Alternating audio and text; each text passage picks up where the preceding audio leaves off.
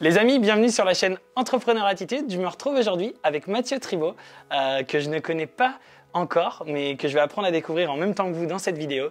Nous sommes dans son entreprise actuellement, le bâtiment charentais, donc situé en Charente. Voilà, c'est ça. Comme son nom l'indique dans l'entreprise, c'est parfait. Mathieu, dans un premier temps, j'aimerais que tu nous parles un petit peu de toi, avant de parler de l'entreprise, voilà, de toi en tant qu'entrepreneur. Donc, qu'est-ce que tu as fait en fait depuis tes études jusqu'à maintenant? Alors moi, on a un parcours un peu similaire, on en discutait en off tout à l'heure sur la partie scolarité.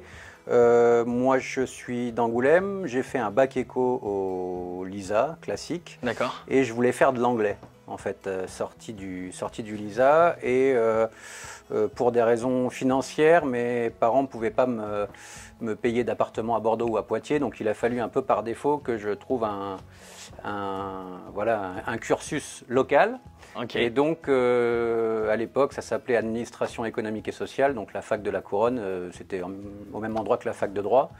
Je me suis inscrit là-bas, et puis très rapidement, au bout de 15 jours, en discutant avec mes collègues dans l'amphi, je me suis aperçu qu'en fait, quand je demandais ce que les uns et les autres voulaient faire, la majorité d'entre eux voulaient en fait valider à l'époque une licence. Oui. Pour pouvoir passer les concours de l'administration publique. Donc je ne m'y retrouvais pas vraiment. Donc j'ai arrêté du jour au lendemain. J'ai dû faire 3 semaines là-bas. Donc je suis revenu à la maison, sachant pas trop quoi faire. Et mon père m'a dit, écoute, tu prends ton année pour réfléchir, mais par contre, tu vas pas rester à la maison. Il va falloir que tu bosses parce que tu vas pas rester pendant 1 an sans rien faire. Et donc j'ai trouvé du boulot chez Casto à l'époque, localement. Donc j'allais brasser les sacs de terreau, monter les barbecues, sur toute la partie jardin. Et un samedi, ils avaient eu besoin d'un petit coup de main à la vente parce qu'il y avait beaucoup de monde dans le magasin. Et ça m'a plu, en fait. Je me suis dit, le contact client, les échanges qu'on avait avec les gens qu'on rencontrait, ça me plaisait bien. Et donc je me suis dit, bon, s'il y a un truc à faire, peut-être s'orienter vers le commerce. Donc il y avait quoi localement? Des BTS et des IUT, et il y avait l'école de commerce EGC à Angoulême. Mais c'était le même problème, c'est que l'EGC c'était une école, c'est toujours d'ailleurs une école privée, et qu'il fallait donc les fonds pour payer l'école. Et il se trouve qu'à l'époque j'étais avec une petite copine, son père était banquier, et il me parle du prêt étudiant. Donc en fait qui consiste à emprunter la somme d'argent pour couvrir tes frais de scolarité et que toi tu commences à rembourser quand tu commences à travailler. Donc c'est ce que j'ai fait, je me suis inscrit à l'EGC. 3 années super. À l'époque, on partait 1 mois aux États-Unis, 1 mois en Espagne, et puis la formation était bien, d'autant que c'était des intervenants extérieurs du privé, donc on avait affaire à des gens qui connaissaient déjà le monde de l'entreprise. Sorti de GC, j'ai été embauché chez TDI Service, chez Patrick Trio. J'ai fait quelques mois là-bas. Ça ne m'a pas particulièrement plu, donc ça s'est arrêté assez rapidement. Et tout de suite, j'ai retrouvé du boulot dans une boîte de cognac du secteur industriel qui fabriquait des moules pour la fabrication des bouteilles en plastique. D'accord, ok. Donc rien à voir. Et j'ai travaillé 10 ans là-bas, essentiellement à l'export. Donc pendant 10 ans, j'ai beaucoup voyagé. J'ai eu l'occasion de côtoyer des grosses structures, Coca, Pepsi, des grosses structures aussi à l'étranger. Et ma zone de prédilection, c'était le Moyen-Orient. Donc je voyageais assez régulièrement dans les Émirats, en Arabie Saoudite, la corne supérieure de l'Afrique, etc., etc. Donc c'était bien. Par contre, j'étais parti du lundi matin, effectivement, au vendredi soir au mieux. Et au bout d'un moment, voilà, saturation. 2013, ça ne me... T'avais quel âge à ce moment-là? J'avais une trentaine d'années. Ça me convenait plus. Voilà, j'étais allé au bout du truc. Pourtant, je gagnais pas trop mal ma vie aussi jeune. Le boulot était intéressant, mais j'avais envie de revenir ici, retrouver un peu de local. Et donc, quand j'arrive ici, je me dis qu'est-ce que je vais bien pouvoir faire. Et à l'époque, je faisais faire des travaux chez moi, et j'ai toujours eu moi beaucoup qui ne sait rien faire de mes mains. Beaucoup d'admiration pour les gens qui font, qui fabriquent, qui installent, etc. Et tous les artisans que je rencontrais, pour moi, avaient de l'or dans les mains, mais j'avais l'impression que ces gens-là étaient toujours en galère parce que toute la partie devis, analyse financière, rentabilité, en fait, ils n'avaient pas le temps de la faire puisque la journée, ils étaient sur les chantiers. Et effectivement, quand tu rentres le soir rincé, il n'est pas question de te remettre dans les chiffres, etc. Donc je me suis dit, j'ai pas la compétence technique, mais si je suis accompagné sur la partie technique, je pense que sur la partie commerce, on peut faire quelque chose. Donc je m'installe moi en 2014 sous enseigne nationale, réseau ISO-France Fenêtre. Donc je trouve un petit local boulevard du 8 mai 45 et je décide de faire des fenêtres. Alors qu'à l'époque, le marché est saturé, il y a encore cas par cas, il y a huis clos, il y a Triba qui est là depuis des années, qui bosse bien, Eurobé qui bosse bien, enfin il y a des tas d'acteurs. Et tout le monde me dit, mais lui, ça y est, il a la moitié du cerveau qui a fondu, il avait une super place, un super boulot, il revient à Angoulême pour vendre des fenêtres, lui, il n'est pas tout seul. Mais moi, je me suis dit qu'il y avait quelque chose à faire, donc on y est allé. J'ai beaucoup travaillé, pas compté mes heures, il a fallu aussi que je comble mes lacunes techniques. Donc je passais des heures à bachoter les notices techniques de fenêtres, de volets, etc. pour apprendre un peu le métier. Et puis finalement ça marche bien. On fait un premier exercice rallongé puisqu'on est à cheval sur 2 années. On finit la première année à 700 000 € de chiffre d'affaires. Je suis tout seul, ma compagne est avec moi sur la partie administrative et on sous-traite la pose. Donc tout se passe bien. Et sur les dernières années, donc 2018-2019, on commence à faire des projets toujours en sous-traitance qui sont un peu plus gros que la fenêtre. On nous demande de faire un peu de placo, un peu de peinture, un peu de laine de verre pulsée, etc. Et donc là, je me dis, ce qui serait bien, c'est que je trouve une petite boîte à reprendre, un gars qui part à la retraite, etc. Comme ça, on peut intégrer. Donc je suis sur un projet, projet qui aboutit pas. Et puis les choses de la vie ont fait que je rencontre Sylvain Fabrègue, donc celui qui a développé l'affaire du bâtiment charentais, qui lui a pour projet de racheter une autre affaire. Le courant passe bien tout de suite. Et puis le deal se fait somme toute assez rapidement, c'est-à-dire fin d'année 2019, début d'année 2020. Donc pour information, j'ai les clés effectives de l'entreprise le 20 mars 2020. Donc ça veut dire que j'ai les clés en plein confinement. Donc là, transpiration à grosses gouttes. On ne sait pas quand est-ce qu'on va réouvrir. Et puis finalement, on reprend un rythme normal à partir du 11 mai, très sollicité suite au confinement. Et puis là, finalement, 2021 sera la première vraie année complète avec moi à la tête du bâtiment charentais. Et puis pour moi, je te le dis aussi, c'est carrément un nouveau métier puisque j'ai toujours travaillé tout seul. Et c'est ce que j'ai dit aux gens qui travaillent au bâtiment charentais quand j'ai repris, c'est que moi j'arrivais avec une expertise un peu nouvelle sur, sur le commerce, sur le suivi, etc. Mais que j'allais aussi avoir beaucoup à apprendre d'eux parce que le management, j'en avais jamais fait. Donc je sais qu'il y a des choses que je fais pas bien aujourd'hui encore, mais que voilà, je cherche à améliorer. Je pense que c'est ça aussi. Quand tu es chef d'entreprise, il faut avoir conscience de tes points forts, s'appuyer là-dessus, et puis aussi avoir conscience de tes points faibles, parce que personne n'est parfait, donc c'est toujours en cursus complet d'amélioration, c'est essayer d'améliorer ses points faibles.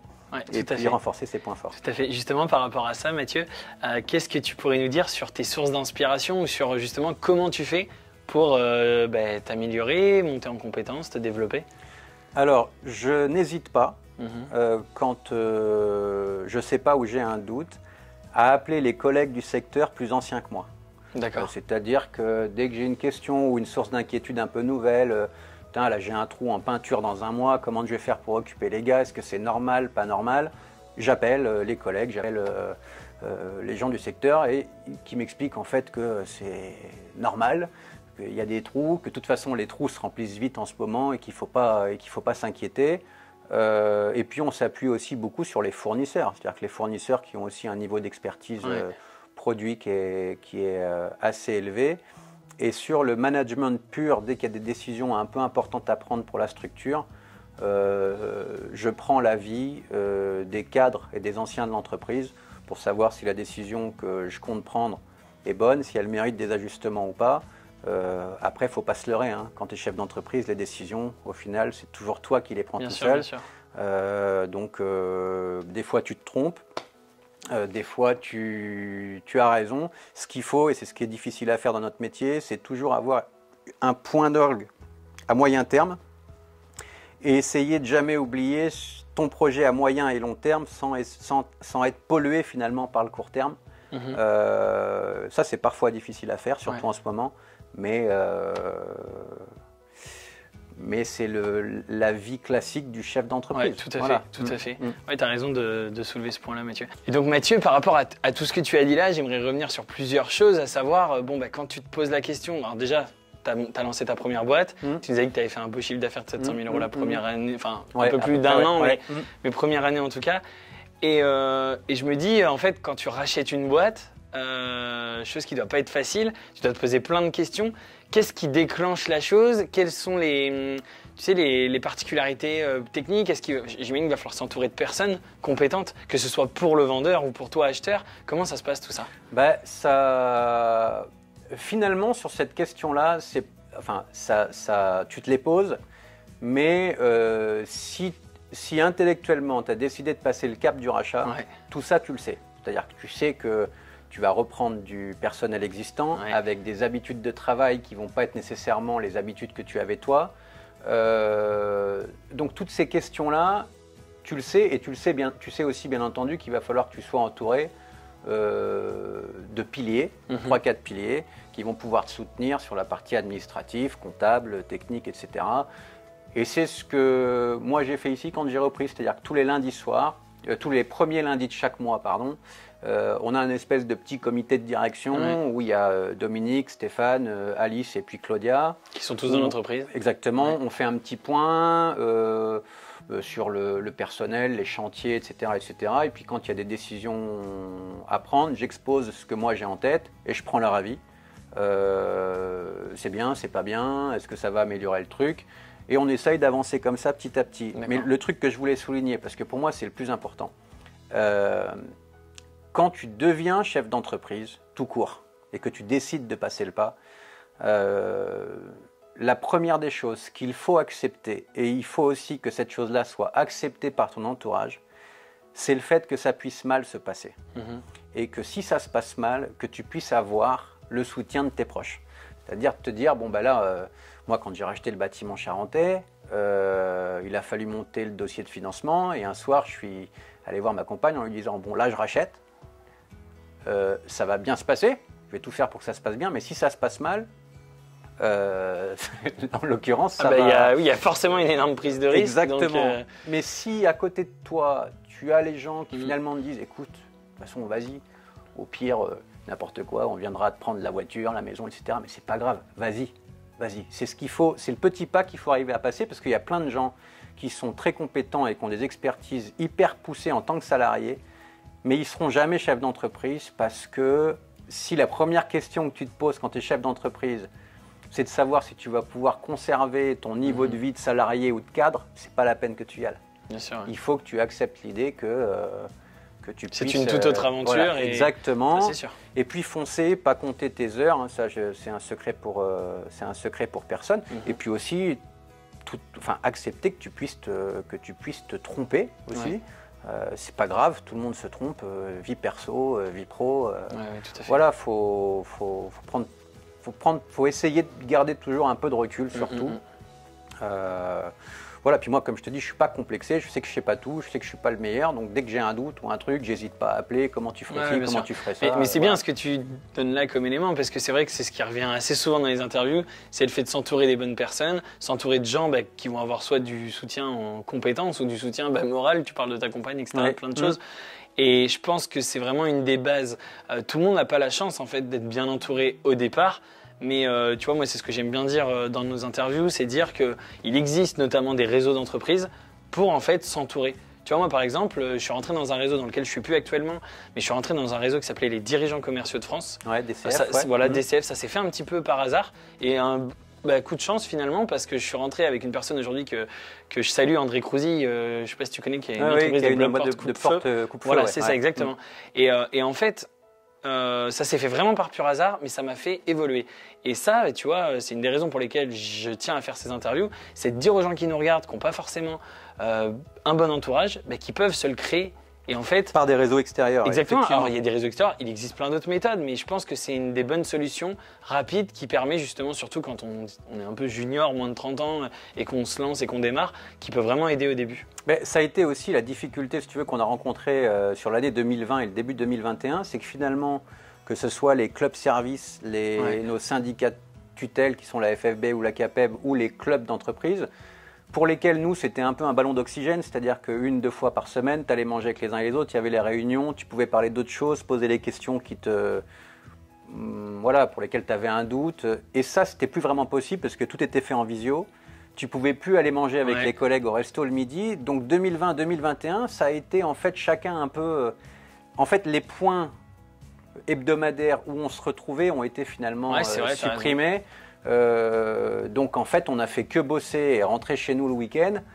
Et donc du coup, quand tu as pu cette petite valve de décompression... Tu vibres un peu moins en allant au travail et ça perd un peu son sens. Et tu sais, moi je le vis parce qu'à l'agence, bon, j'ai 7 collaborateurs et je l'ai vécu aussi un petit peu. Et tu le sens que de toute manière, tu perds un peu quelque chose. Ah oui, et puis tu perds le sel, tu perds tout. Regarde, il y avait aussi le rendez-vous du rugby le vendredi soir où tu retrouvais les uns et les autres, tu buvais une bière, tu regardais ton match tranquille, tu discutais. T'as plus ça au foot. Les clubs services sont en visio. Tout ce qui est club d'entrepreneurs, bah, c'est pareil, on peut plus se réunir. Donc tout ça, ça a été un peu compliqué. Ça a été un peu compliqué à vivre. Mais je pense que cette année, effectivement, sur la deuxième partie de l'année, on croise les doigts, ça va rentrer dans l'ordre. Mais c'est hyper important. C'est hyper important de s'aérer l'esprit, de faire un peu autre chose que ton activité professionnelle. Puis c'est ce qui te permet aussi de te recentrer un peu sur l'essentiel. Et ça, c'était compliqué l'année dernière, c'est vrai, parce qu'on n'avait plus ces points-là. Ouais, c'est vrai, tout à fait, exactement. Est-ce que tu veux finir sur un conseil, quelque chose que tu pourrais donner? Oui, alors je pense qu'il peut être important effectivement d'être... faut être bien entouré. Il faut que tu aies un bon comptable auquel tu aies confiance. Il faut que tu aies un bon banquier qui t'accompagne sur les besoins passés au futur de l'entreprise. Et un bon assureur dans nos métiers. Parce que nous, c'est vrai qu'on a un parc de véhicules qui est important, des locaux assurés, des RCD qui sont importants. Et une fois que tu as ce petit giron-là accompagné de ton support familial, tu peux y aller et puis tu te dis après, j'y vais avec mon idée. Si ça se passe bien, tant mieux. Si ça se passe mal, tant pis. Mais il faut assumer. Quoi qu'il arrive, il y aura des issues qui pourront être positives, je pense. Exactement. Et puis, moi, je suis content de voir toute la nouvelle génération là, de jeunes entrepreneurs, tous secteurs confondus, qui s'installent. Ça prouve que les gens ont envie de créer, d'entreprendre dans tout un tas de secteurs, dans le numérique pour toi, dans le textile, dans le bâtiment, dans la restauration. Il y a encore des choses à faire. Moi, c'est ce que m'a permis de comprendre aussi le fait de beaucoup voyager dans ma première partie de vie. C'est qu'ici, en France, et encore plus dans le département, parce que, voilà, mais on a toujours tendance à penser les choses par défaut de façon un peu négative. C'est-à-dire qu'on est toujours là à avoir un peu la tête baissée. Mais non, en fait, il y a plein d'opportunités encore à faire localement. Je pense qu'on va y revenir aussi. Au local, hein, tu le vois, les épiceries, les gens vont revenir vers ça. Donc non, il y a encore plein de choses à faire. Donc il ne faut pas hésiter, il faut y aller. Vraiment. Il faut y aller. Et je pense qu'on terminera là-dessus, dire qu'il faut y aller. Il faut y aller. Merci à toi Mathieu, merci à toi David. Et puis on te souhaite le meilleur pour le futur. Je suis très content de t'avoir rencontré. Moi aussi, à bientôt. À bientôt, salut.